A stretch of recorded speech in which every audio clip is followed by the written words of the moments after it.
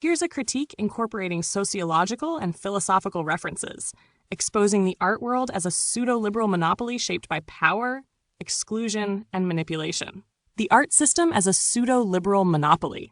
Institutional hypocrisy and fractals of power. The art world presents itself as a bastion of liberalism, inclusion, and progressivism, yet its structures operate through exclusionary networks, institutional gatekeeping, and economic manipulation. This contradiction, what might be called the pseudo-liberal exclusion monopoly, reveals itself in the incestuous relationships between the institutional left's cultural bureaucracy and the capitalist art market's insider trading.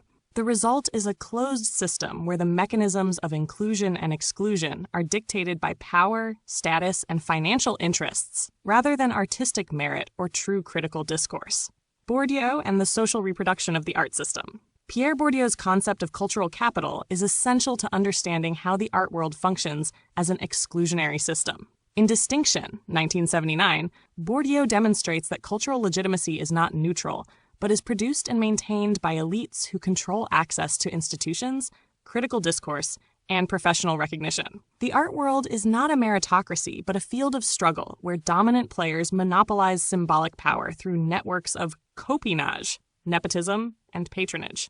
Museum curators, gallery owners, and art critics form an interlinked class that determines which artists are relevant and which are ignored. These actors do not operate under free market conditions, but within a self-referential economy of status, where value is assigned by association rather than by any intrinsic artistic quality.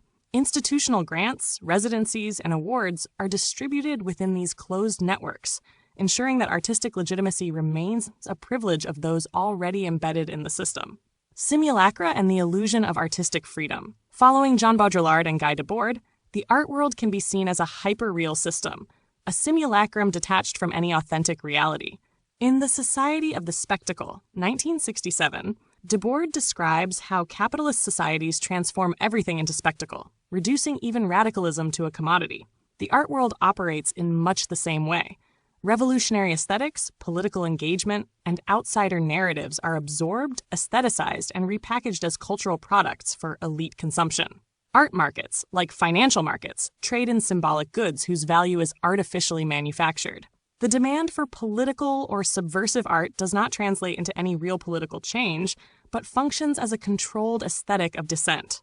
Museums and biennials parade diversity and inclusion while reinforcing existing power structures. This is not a contradiction.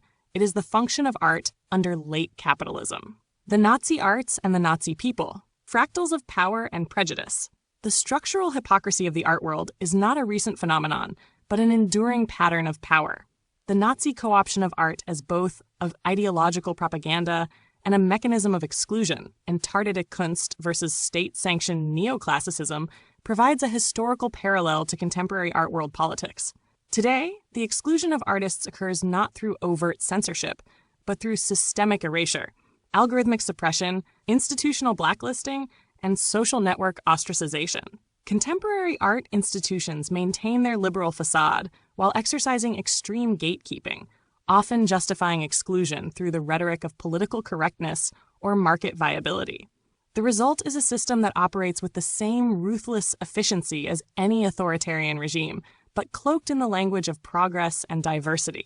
The Nazi people of the contemporary art scene are those who, while outwardly championing equality, inclusion, and artistic freedom, actively participate in the suppression of dissenting voices and the reinforcement of a rigid elitist hierarchy. Their methods are more insidious than outright authoritarianism because they rely on the illusion of openness and democracy. Conclusion: a system of manufactured legitimacy. The modern art world, far from being a space of true innovation or resistance, is a tightly controlled simulation of artistic freedom, a marketplace of pre-approved radicalism, and a mechanism of social reproduction for cultural elites. Bourdieu's insights into capital and class, Debord's critique of spectacle, and Baudrillard's theory of hyperreality expose the arts not as a field of possibility, but as a fractal of power, where exclusion replicates itself at every level, from local scenes to global institutions. The question, then, is whether artistic autonomy can ever be reclaimed, or whether all radical creativity will continue to be absorbed, co-opted, and erased by the system it seeks to challenge.